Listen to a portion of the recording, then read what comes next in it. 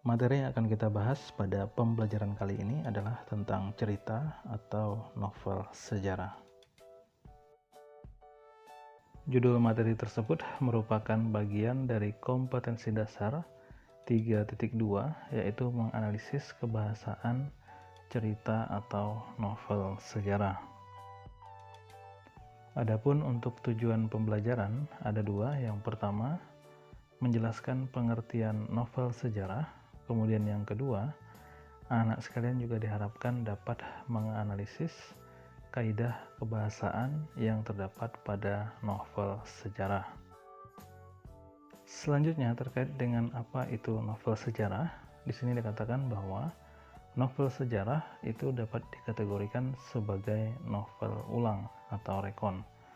Nah, novel ulang itu sendiri terdiri dari 3 jenis, yaitu yang pertama, rekon pribadi, yang kedua, rekon faktual informasional, dan yang ketiga, rekon imajinatif.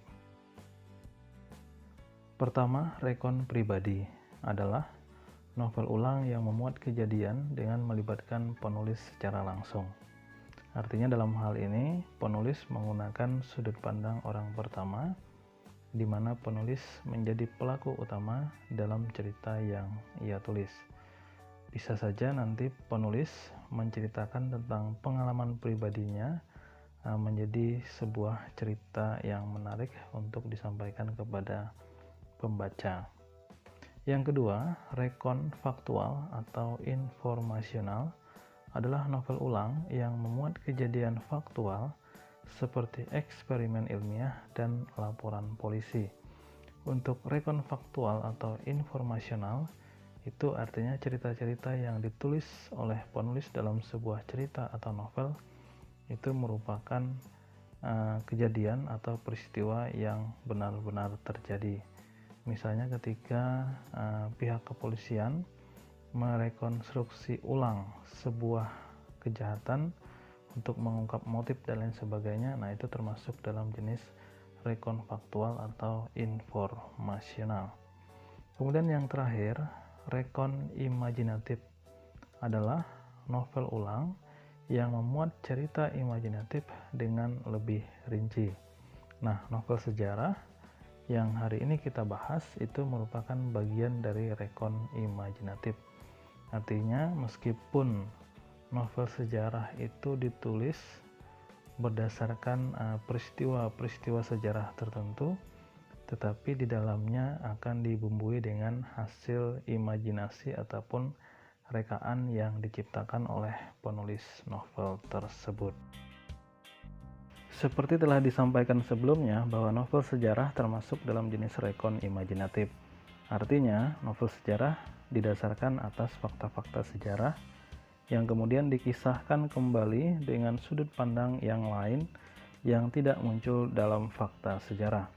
Dalam hal ini, saya memberi contoh misalnya seorang penulis ingin mengisahkan tentang sosok Bung Karno, maka penulis tersebut akan memilih sisi lain atau sisi yang paling menarik dari Bung Karno yang belum diketahui oleh banyak orang dan barangkali belum terungkap dalam buku-buku sejarah untuk diceritakan kembali dalam bentuk novel sejarah. Tentunya dengan tambahan imajinasi penulis, dengan tambahan rekaan dari penulis sehingga novel tersebut menarik untuk dibaca oleh pembaca novel. Selanjutnya terkait dengan struktur novel sejarah. Struktur novel sejarah terdiri dari 6 bagian. Yang pertama, orientasi, yaitu pengenalan situasi cerita.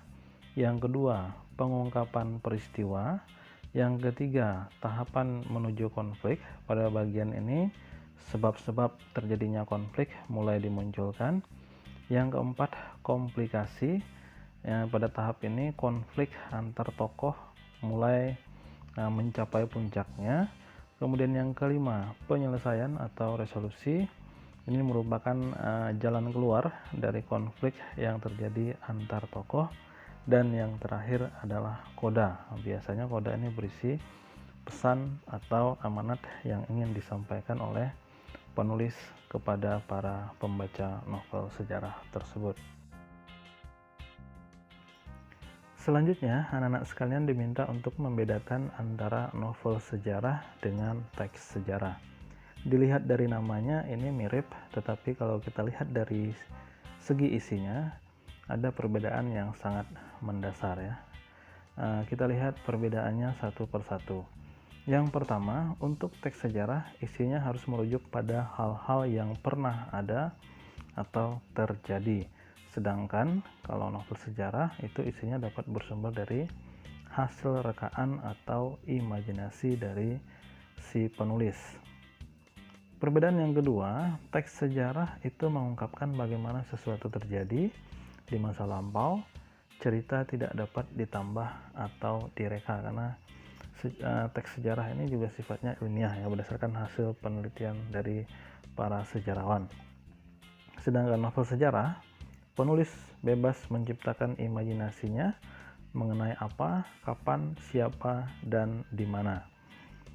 Perbedaan yang ketiga, teks sejarah, hubungan antara fakta satu dengan fakta lainnya itu perlu direkonstruksi. Sedangkan pada novel sejarah, faktor perekayasaan pengarang yang membangun cerita.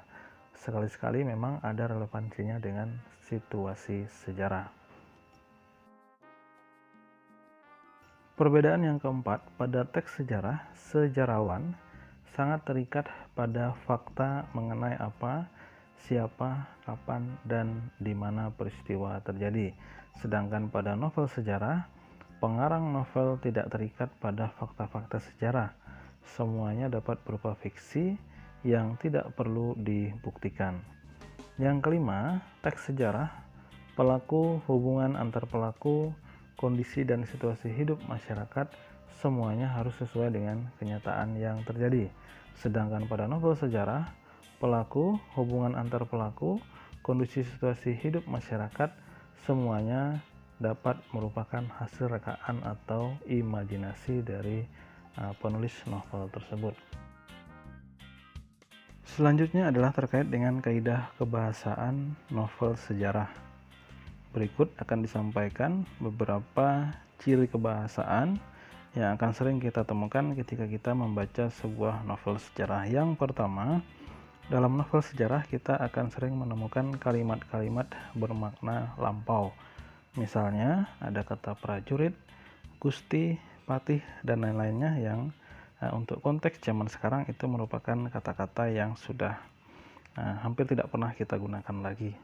Yang kedua, adanya penggunaan konjungsi yang menyatakan urutan waktu. Misalnya sejak, setelah itu, mula-mula, kemudian, dan lain sebagainya.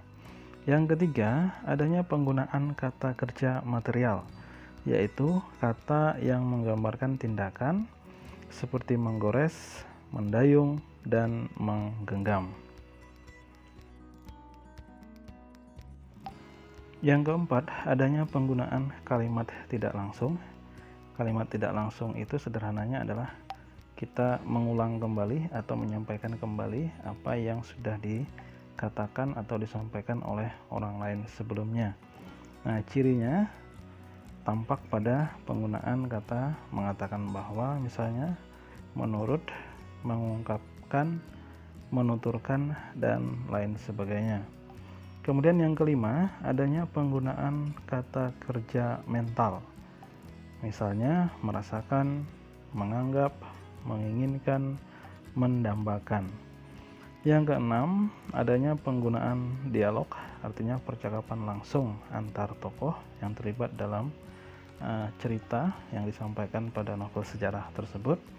Kemudian yang terakhir adalah adanya penggunaan kata sifat untuk menggambarkan tokoh, tempat, atau suasana.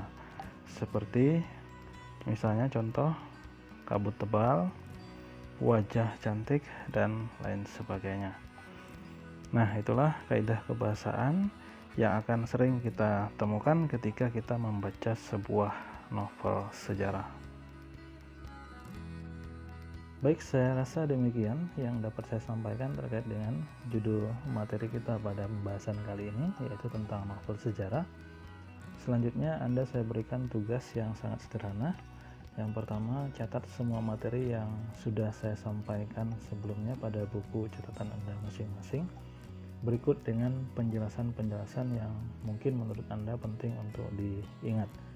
Yang kedua, tuliskan kesimpulan Anda dalam 2 kalimat singkat tentang yang pertama, apa itu novel sejarah menurut Anda, dengan tetap mengacu pada penjelasan yang sudah saya sampaikan. Yang kedua, apa perbedaan antara teks sejarah dan novel sejarah menurut Anda? Ini juga dalam kalimat yang singkat. Nah, untuk kesimpulan ini silahkan Anda tulis pada kolom komentar blogger saya. Langsung tulis saja pada bagian komentar di bawah. Tulis di situ, nanti saya akan cek satu persatu siapa yang sudah dan siapa yang belum memberikan komentar. Demikian pembelajaran kita pada hari ini. Terima kasih atas perhatiannya. Sampai jumpa pada pembelajaran